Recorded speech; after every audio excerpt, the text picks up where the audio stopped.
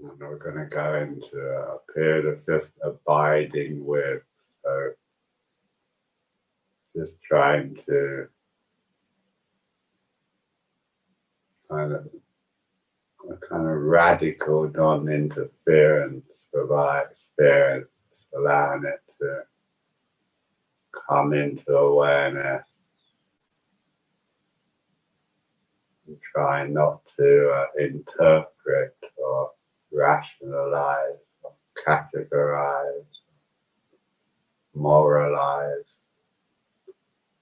Just leave it alone. The ego consciousness becomes silvered, reflective of what's coming into awareness, rather than interpreting or manipulating. Nice, a nice soft face, relax your face.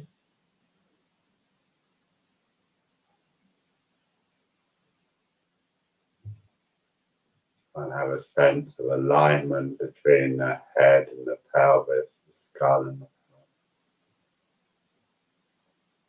pelvis. Just sitting with our experience, whatever it might be,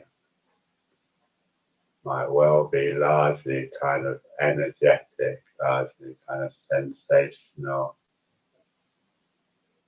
rather than conceptual. Doesn't necessarily need to be at all conceptual. It might be completely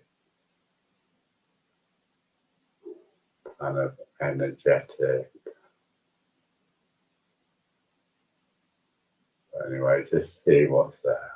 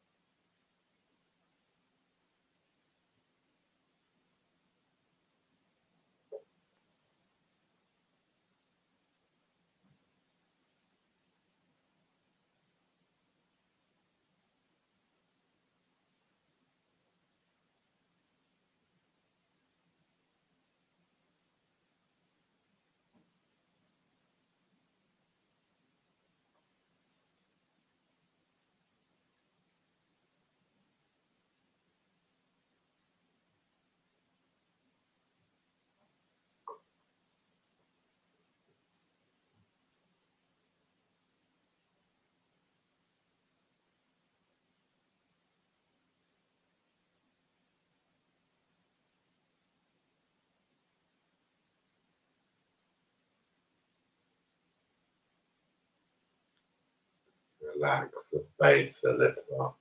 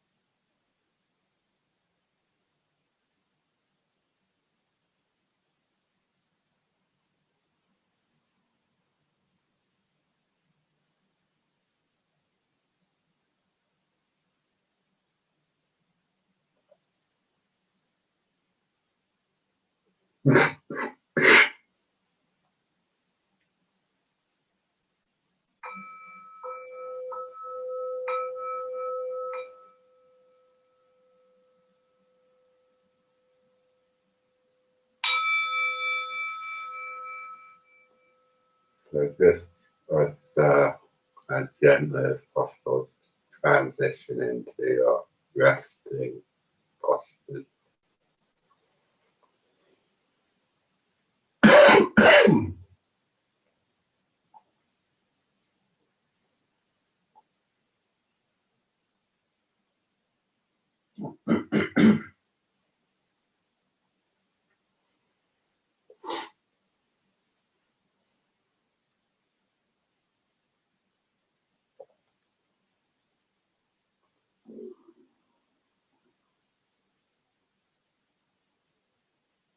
As always, here we're just trying to let go, we're not trying to maintain any particular awareness,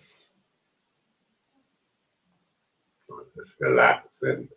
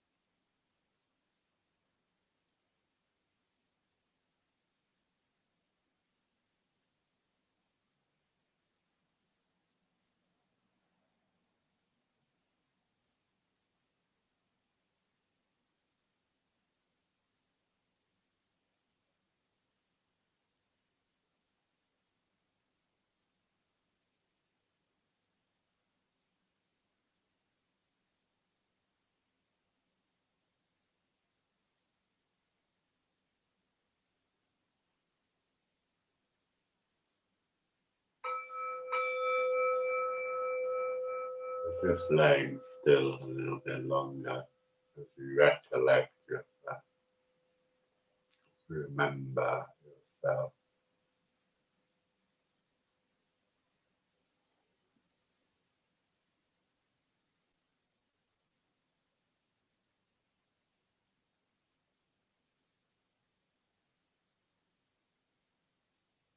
And when you feel ready, making that transition as calmly as possible back to your meditation postures. Maybe being aware of the level of the heart as you transition from laying to sitting.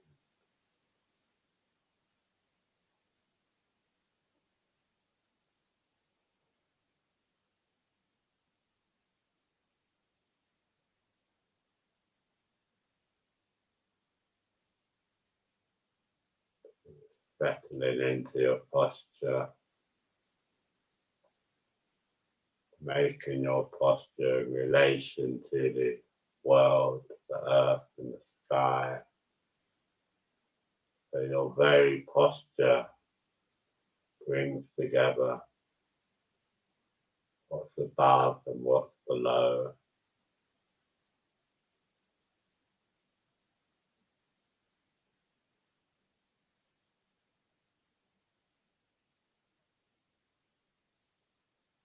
Form and formlessness reconciled through the very posture.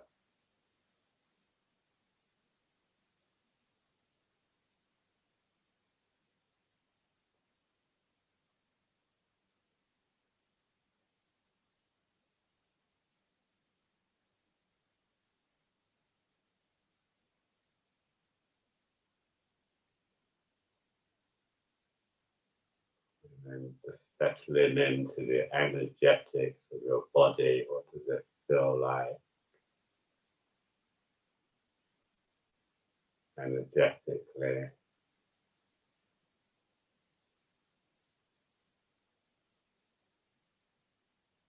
Or just have a period of just sitting, or maybe you can think of this as a kind of radical non-interference,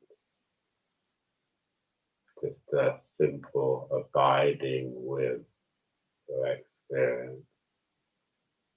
You can just notice when you try and make something of it, when you try and kind of confect it in whatever way, and just see if you can relax that part, that controlling part of it. It needs to sort things out, categorize, systematize.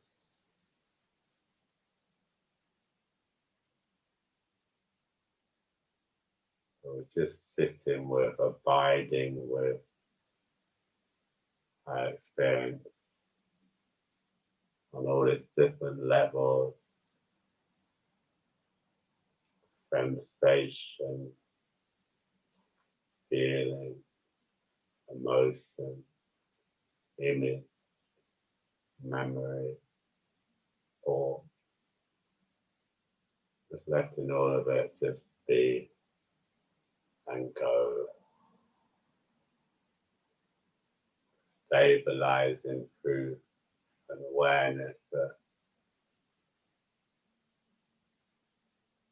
kind of loose, quite the right word, but a gentle awareness of the breath. Don't clamp down on your breath. Just a gentle awareness of your breathing body, held by the world,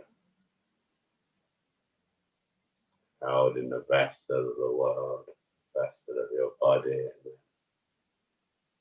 and center yourself in the vessel of your heart.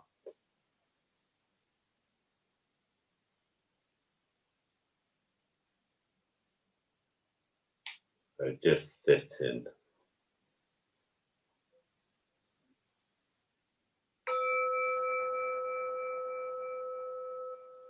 In about 20 minutes.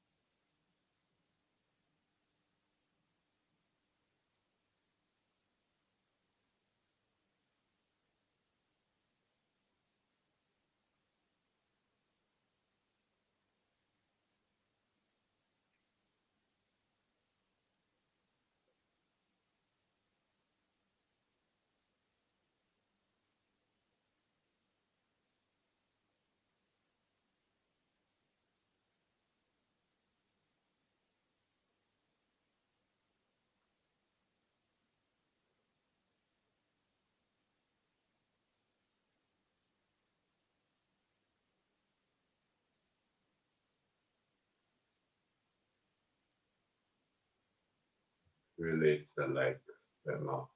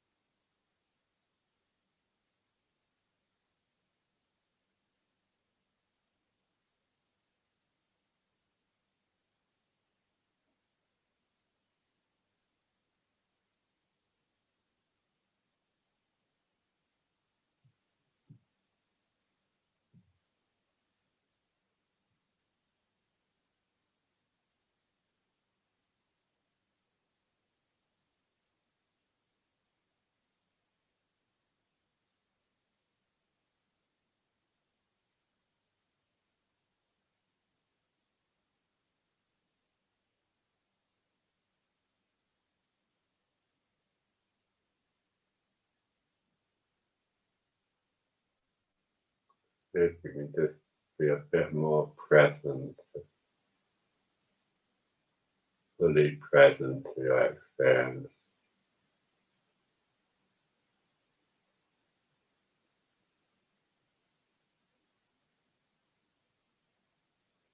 Whatever it is, just that sensation in your leg,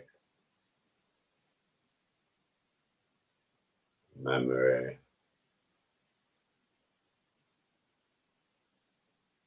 feeling, just present,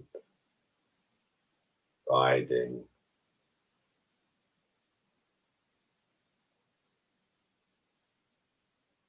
loving in attention.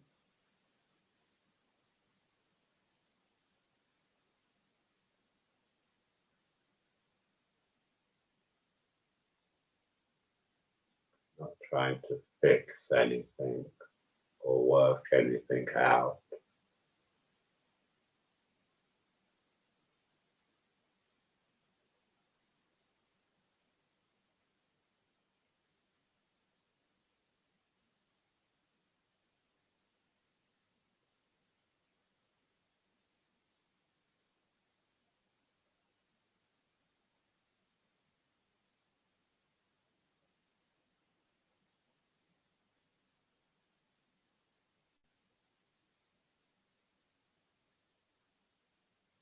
Let your face soften.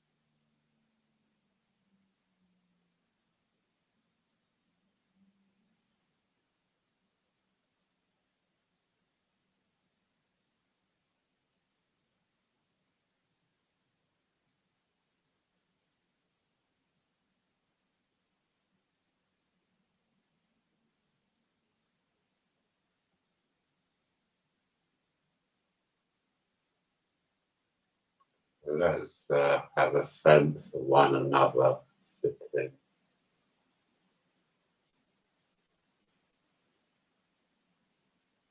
A sense of offering our support to each other.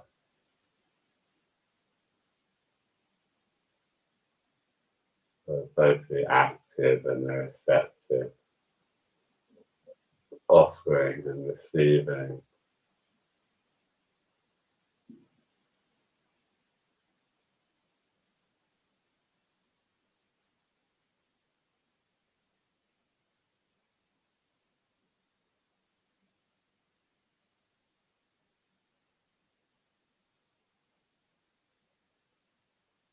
Maybe a sense in whatever way it makes sense to you.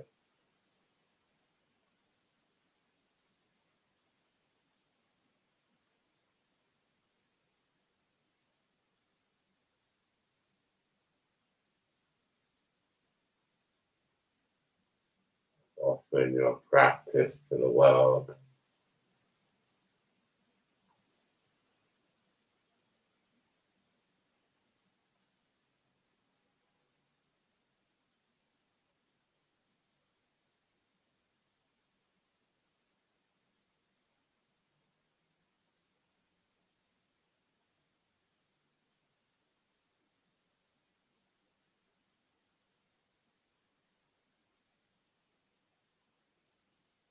And just keeping the posture, just completely relaxing.